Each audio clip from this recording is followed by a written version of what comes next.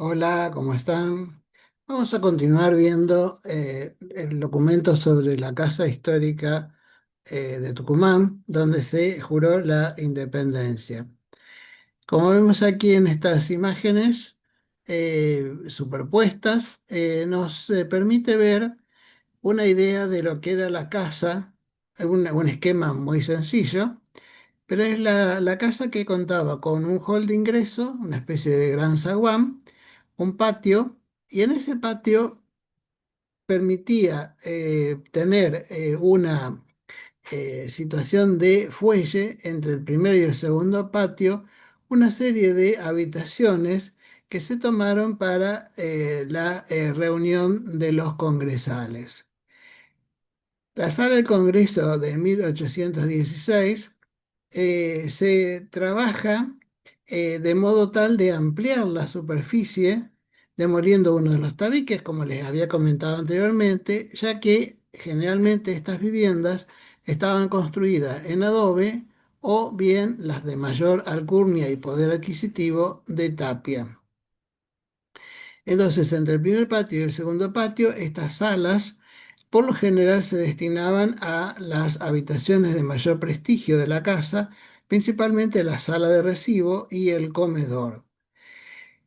Se hizo una demolición de unos tabiques para dar mayor amplitud, y lo que me interesa mostrarles aquí en este esquema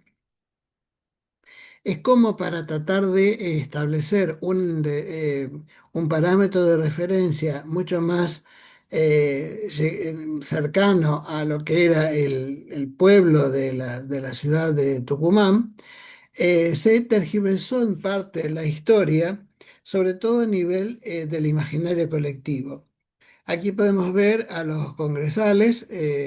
recibiendo el honor de jurar la independencia recientemente convocada, y el fondo de la imagen está en una gran abertura, un ventanal muy grande, por cierto, para la usanza de aquella época,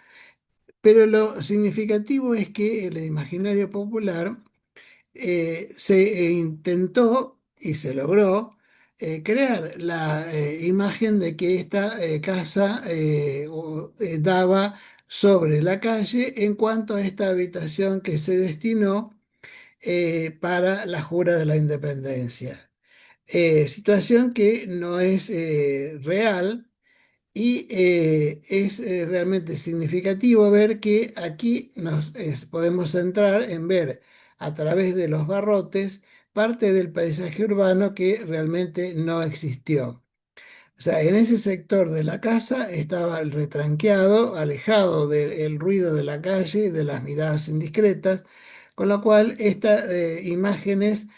son las que necesitan hacer pensar que todo el pueblo participaba de esta jura, lo cual también es algo ficticio, ya que la mayoría de la población tenía idea de que estaba pasando algo muy importante, pero no en la magnitud que se está reflejando en estos dibujos. Esto es parte de romantizar la historia a vida, darle un tinte más dulce, más quizás meloso y más acorde a los pensamientos del momento en que se trabajan estos gráficos. En realidad, la ciudad,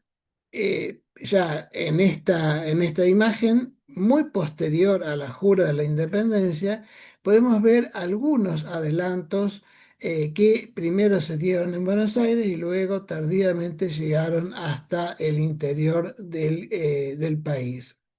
Acá podemos ver, por ejemplo, la calle Adoquinada y una de las torres de la catedral que se comenzó a alzar hacia fines del siglo XIX. Esta fotografía está aproximadamente datada en 1870, y ya podemos ver cómo la gran cantidad de casas tiene un solo nivel, excepto algunas de mayor intensidad en cuanto a los recursos, como en la Casa de Avellaneda, que también fue luego presidente constitucional de Argentina. una casa de dos plantas que ya estaba mostrando todo el empaque de una familia de Prosapia y que acompañó también estos tiempos en donde estaba cambiando la mirada, dejando de lado la idea hispana como son las habitaciones o viviendas habitaciones que están a nuestra izquierda y en la esquina aparece la doble puerta que permitía una cierta permeabilidad a una esquina de rigurosa geometría y riguroso ángulo geométrico, perdón, riguroso ángulo de 90 grados que nos permite y nos facilita comprender cómo estas viviendas fueron subsistiendo hasta principios del siglo XX, en que prácticamente todo este paisaje urbano desapareció. Pero esta fotografía nos sirve de referencia a tener una cierta imaginación de cómo pudo haber sido la ciudad hacia 1816. Obviamente no hay ningún documento fotográfico de la época, pero unas décadas más adelante todavía se sigue manteniendo esta rigurosa horizontalidad que caracterizó tanto a las ciudades hispanoamericanas y que luego se interrumpió con el advenimiento del liberalismo. La única foto que subsistía, que subsiste, perdón, de la única casa o de la casa que subsistía, a duras penas, es de 1868 del fotógrafo Ángel Paganelli, donde esta casa que había sido alquilada al Estado por varias décadas, vuelve a los herederos cuando el Congreso se constituye en su nueva sede que va a ser en Buenos Aires. Otra vez la tirantez entre el puerto y el interior, que logra que la ciudad de Buenos Aires absorba este Congreso que había declarado la independencia, con la ausencia de Buenos Aires, por supuesto, y a partir de eso la casa de doña Francisca Bazán y Laguna vuelve a los herederos y esta foto es de 1868 del fotógrafo Ángel Paganelli, que nos permite ver el estado ruinoso que tiene el el portal que se había hecho, perdón, se había construido con ladrillos para darle una presencia y una magnífica oportunidad de mostrarse como el ingreso de una gran casona. El dato curioso e interesante es que el hombre que está sentado en la acera junto al pequeño es padre e hijo que llevaban en un carro la máquina de fotografía, que para la época fue realmente una situación de mayor beneficio para sobre todo atesorar recuerdos familiares y recuerdos que hoy nos permiten reconstruir en muchos casos el perfil urbano de las ciudades a fines del siglo XIX. Los descendientes pidieron asistencia estatal porque eran realmente necesarias en esta casa que no había tenido mayores acondicionamientos que los mínimos e indispensables para alojar el Congreso y reiteraban a las autoridades, las generaciones sucesivas, o sea, las tataranietas, como bien dice la diapositiva, llama la atención de las autoridades mediante imágenes de la vivienda que estaba muy ruinosa en su estado de conservación. Esta es la imagen que quedó para el colectivo argentino de una casa muy venida a menos, de una casa que presentaba falencias en su revoque, en sus muros, en sus tejados, pero lo cierto es que ese portal, enmarcado con columnas salomónicas, nos remite a una cuestión interesantísima porque Este tipo de columnas, helicoidales o salomónicas, eran muy poco usuales de utilizar en las fachadas de los edificios. Sí era muy común, tomando como referencia el baldaquino de San Pedro de Bernini en el Vaticano, Roma, sí se utilizaba estas columnas salomónicas para los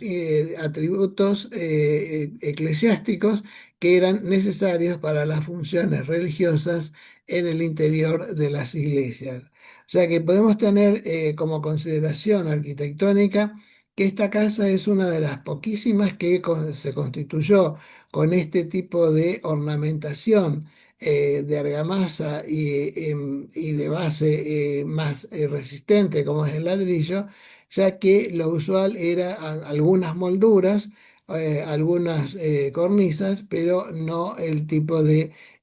columna que nos remota al barroco romano. El interior de la casa nos muestra la separación entre el primer y segundo patio. El segundo patio lo vemos en la fotografía inferior izquierda donde está el aljibe. Nos muestra estas habitaciones que sirvieron para alojar a los congresales cuando discutían y redactaban la Declaración de la Independencia. Y es una casa que es significativamente valiosa para comprender que también en Tucumán se trabajaron arquitecturas que tienen como antecedente la arquitectura mudéjar en el sur, principalmente en el sur de España.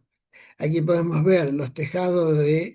con teja canal, lo que hoy comúnmente se llama teja colonial, por lo menos aquí en Argentina, que es una teja que introdujeron los árabes en la península ibérica, y este tejado soportado por pies derechos de madera, que habitualmente se habla de columnas, pero no es el caso correcto de darle esta terminología,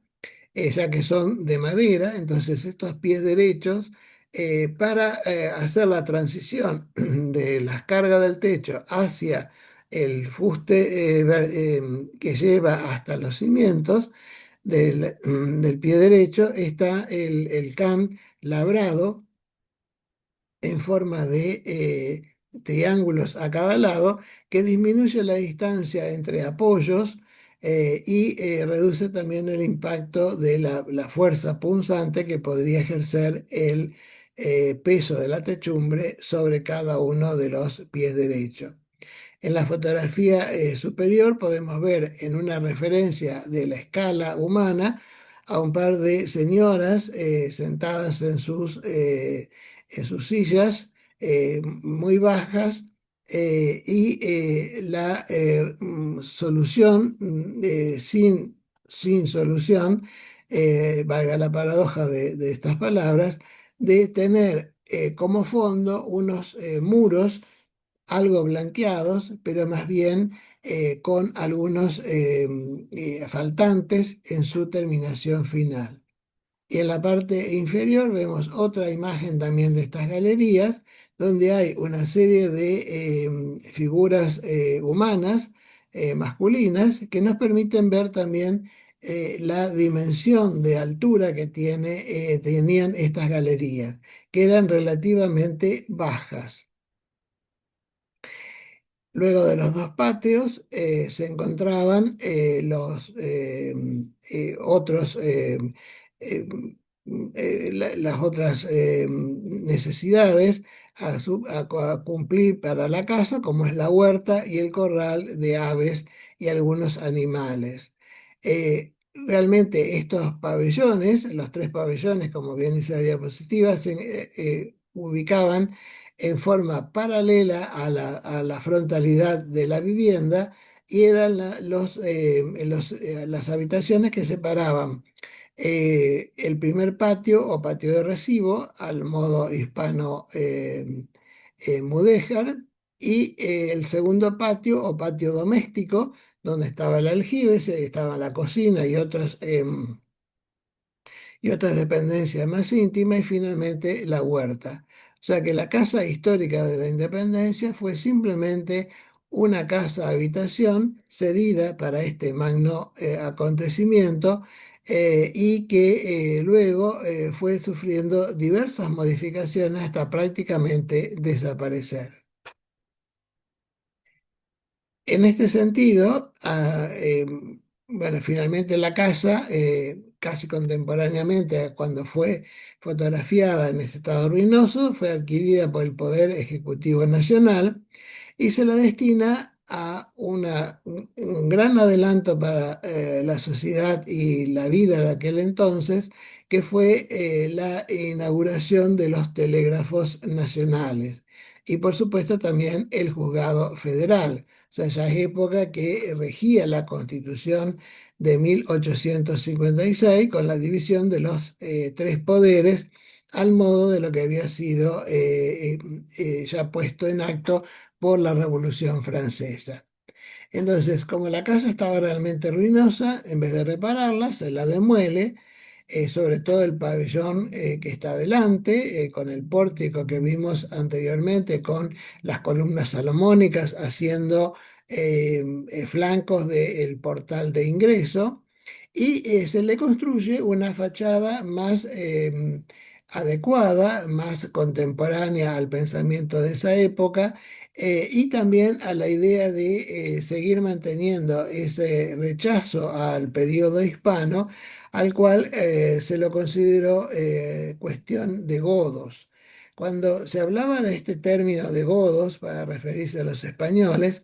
se lo estaba haciendo despectivamente y en el sentido de que los godos fue uno de las tantas grupos étnicos que invadieron Europa en la época de lo que se dio en llamar las invasiones barbáricas. Godos, ostrogodos, visigodos y otros tantísimos más llegaron para aposentarse en toda la Europa occidental y eso fue considerado como signo de barbarie frente a lo que fue la civilización romana. Algo bastante incierto, o quizás no del todo veraz, porque hubo un periodo de convivencia entre los bárbaros y los romanos, en donde unos y otros absorbieron usos y costumbres y generaron lo que después va a ser parte de todo el andamiaje que va a constituir la Edad Media. Entonces, aquí en Argentina o en América se le daba el apelativo de godos a los españoles en el sentido de barbarie. Y por eso, para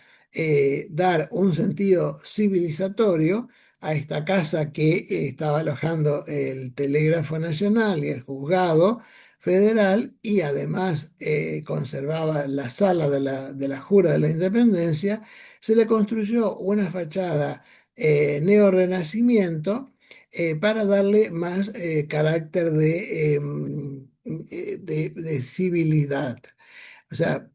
aquí vemos cómo las corrientes ideológicas inciden en la arquitectura como inciden en la vida común, dando referencias que no siempre son verdaderas o también podemos considerar honestas.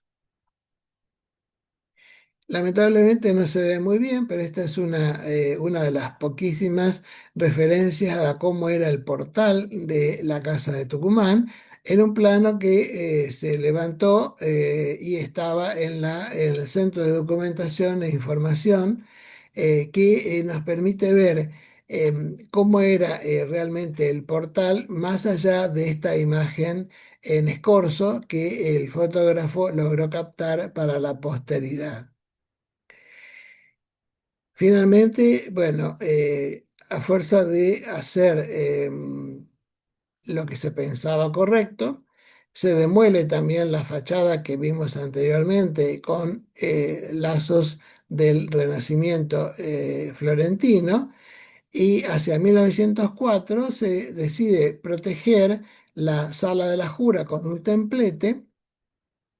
y esto hace que se demuela todo lo anterior que está entre la Sala de la Jura y la acera para darle un marco de referencia más fastuoso y más acorde a hacer un desarrollo,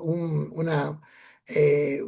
un casi digamos un desarrollo en el caminante, como una procesión para llegar a este lugar que empezaba a tomar una cierta relevancia. Pero como vemos aquí, lamentablemente se perdió casi toda la casa, por no decir todo, porque se salvó solamente la sala de la jura, para constituirse en una especie de hueco en el medio de la manzana que en la parte más extrema hacia el interior se alzaba este gran templete bastante ecléctico para poder dar un marco de mayor realce que la humilde habitación que había dado alojamiento a los congresales. Aquí podemos ver el plano sobre lo que tenemos. En primera instancia nos aparece el patio de recibo, luego el templete y finalmente unas galerías que dan hacia la parte interior del terreno. El templete, como podemos ver, está cubriendo la habitación donde se juró la independencia y esto muestra fehacientemente que al jurarse la independencia no hubo manifestaciones callejeras como se intentó romantizar tanto la jura de la independencia como también la Revolución de Mayo, con esta idea del pueblo quiere saber de qué se trata, cuando los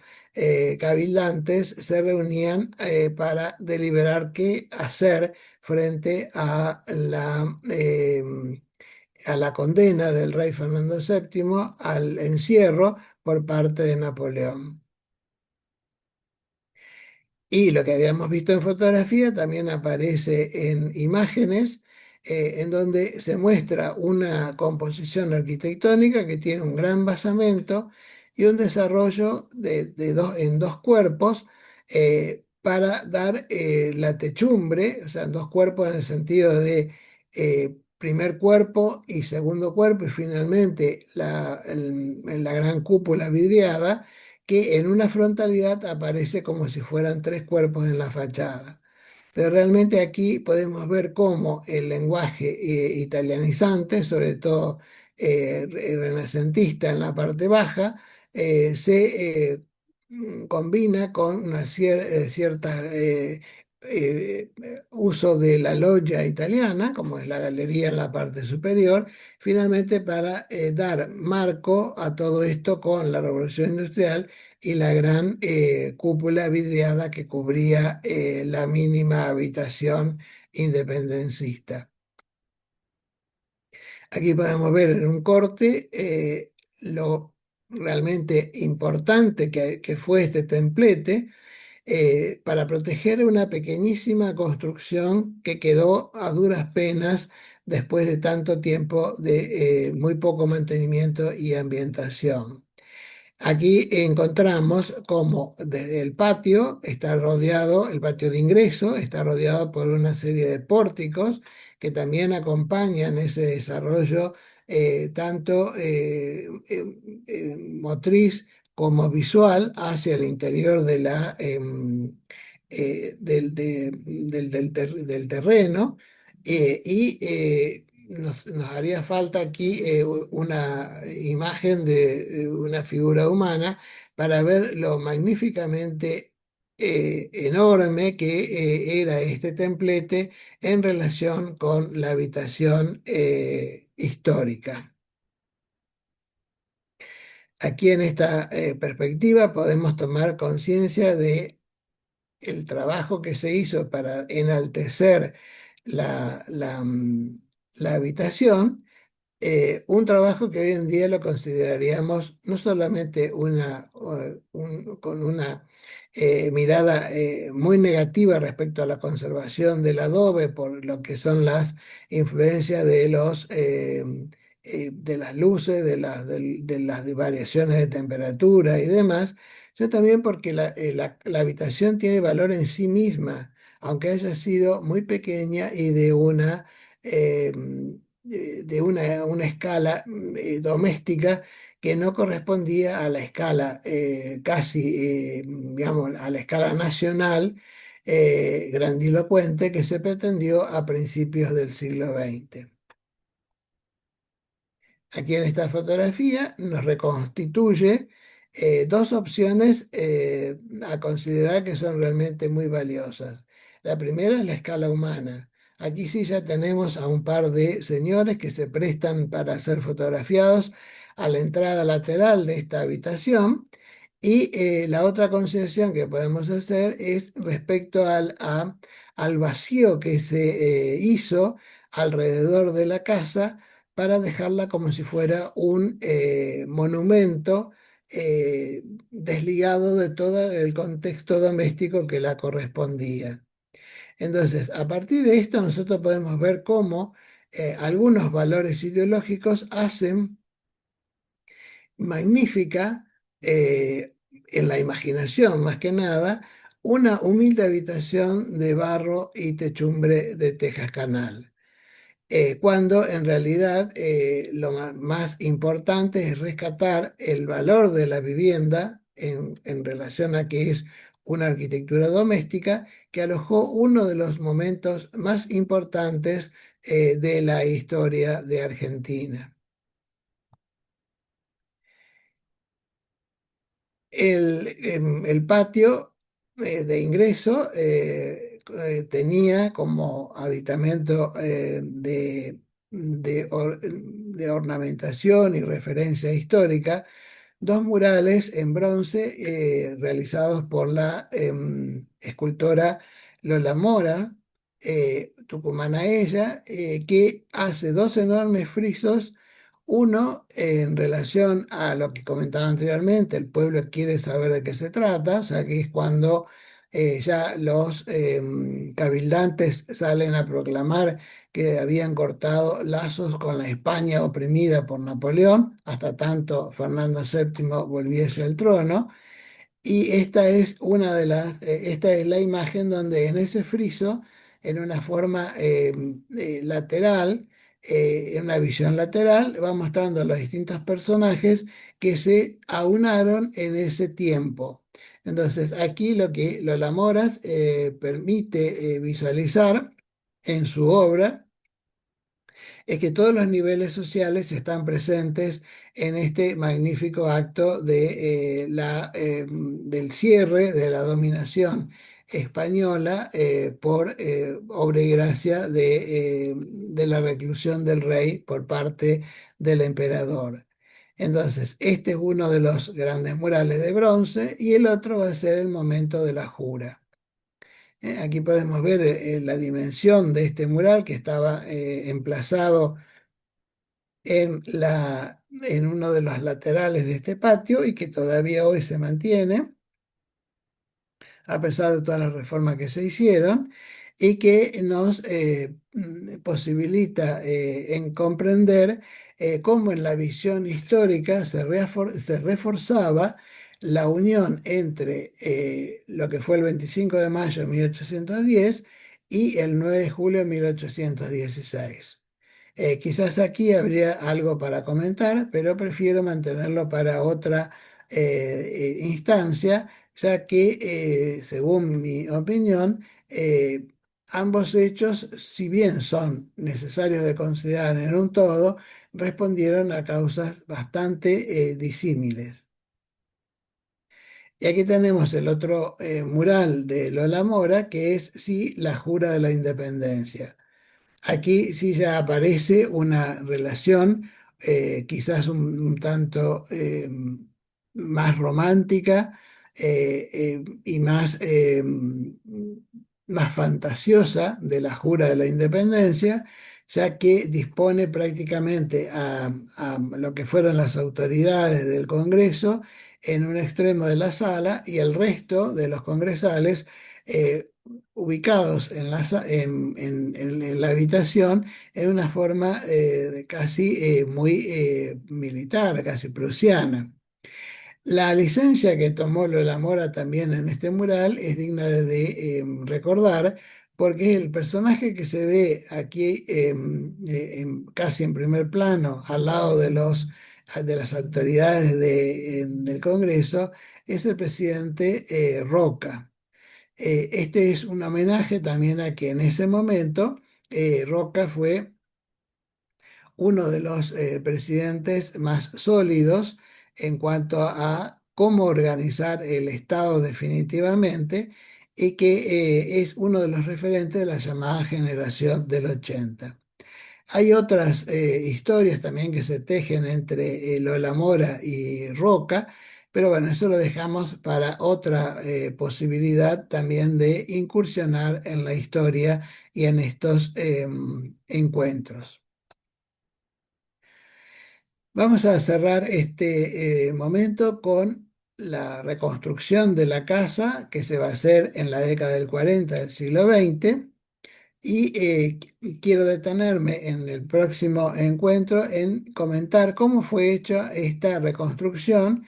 que se basó prácticamente en lo único que había en ese momento como recuerdo, que fue la fotografía de Paganelli. Les agradezco la atención y me despido hasta la próxima, agradeciéndole los comentarios, agradeciéndole los likes y también la suscripción de todos los que pasen para ver estos videos, ya que ayudan el canal, pero sobre todo ayudan a que se difundan las opiniones de este sujeto, o sea, que soy yo mismo, que así le enseñaba a mis alumnos. Quizás puede haber situaciones de a favor o en contra respecto a a lo que le estoy comentando y respecto a lo que fue mi práctica docente, con lo cual estoy abierto a que me cuenten sus impresiones para poder así tener una referencia de aquellos que les interesa este tema y ver de explicar alguna cosa que haya omitido, ampliar alguna otra que haya explicado, pero siempre con la idea que, como les digo en mis videos, es llevarle una síntesis que los motive a buscar más en las fuentes, que hoy prácticamente está todo en la web. Me despido nuevamente y les dejo esta imagen para cerrar el tiempo de exposición y les agradezco infinitamente por este momento en que me permitieron explicar, según mi punto de vista, esta idea de la Casa Histórica de Tucumán, donde se declaró la independencia. Muchas gracias.